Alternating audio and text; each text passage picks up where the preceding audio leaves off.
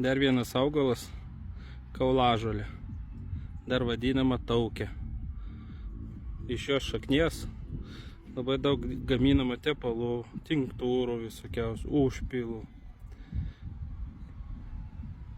Taukė arba kaulažolė padeda nuo bronchito, plaučių tuberkuliozės, skrandžio ir 12-pirščio žarnos opalygių, gerklės skausmui, slogai, nuo pūlinių, kad kaulai geriau sugytų, kada įvyksta traumos, nuo visokių nubrozdinimų, nudegimų, žaizdų, mažina patinimą,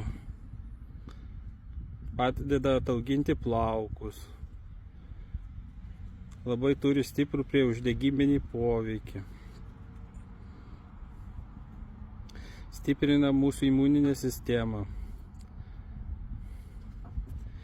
Dažnai naudojamas kaulažolės šaknis arba net lapai, kad greičiau gytų žaizdos.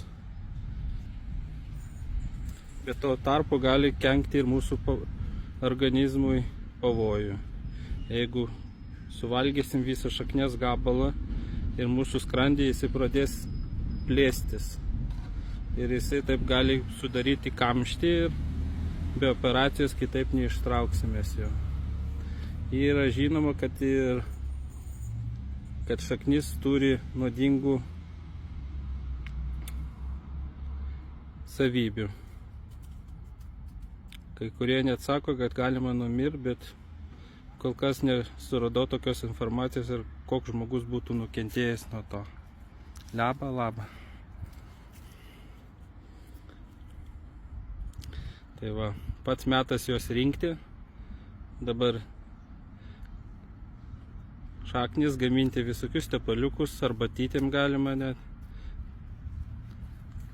O čia jos lapukai, šaknis, o atkycė. Dar viena žolininkė atėjo apsilankyti. Taip.